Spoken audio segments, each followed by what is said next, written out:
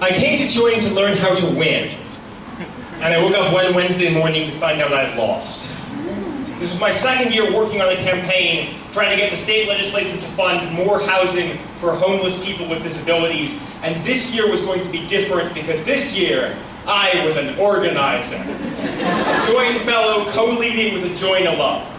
We had more meetings, done more events, convinced dozens of homeless and low-income people with disabilities to share their stories. And just like that, with one line in a conference call, we had nothing. No reason given. Later that night, still walking around in an angry haze, a homeless man stopped me. He said he needed somewhere to sleep that night. And I looked at him, and in his face, I saw Charlie's face, Donna's face. Amazing people who had thrown themselves into this campaign because they were staring down homelessness themselves. And I handed him all the money in my wallet and dragged myself home to my comfortable apartment. All I could do in that moment and nowhere near enough.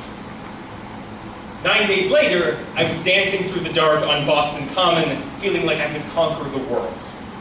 The sister amendment in the Senate to the one that had failed in the House was somehow about to pass. $1.2 million. Enough to house 140 people. Enough to give my friends some hope.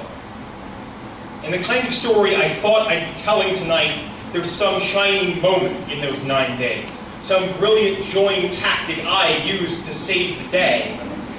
The truth is, there was no time for a course change.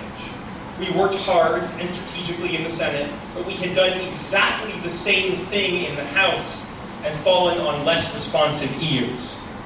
After the House vote, I felt like a disappointing failure. After the Senate vote, a triumphant hero. In the aftermath of the excitement, I realized I had done nothing different. Fortunately, Join taught me more than how to win. Again and again, other fellows pushed me to find heart space, to stop intellectualizing and think about how I actually felt. I deflected and deflected until one Friday, after all of this, everything spilled out into hell. And the truth was, I had always done this. If my self-worth is as fragile as the latest victory, I have no idea how to do anything else. When I was done, I was shocked to get an answer.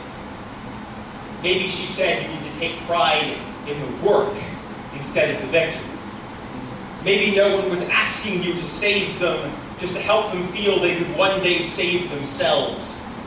Maybe in the long story in which you are not the end, joining the struggle is winning enough.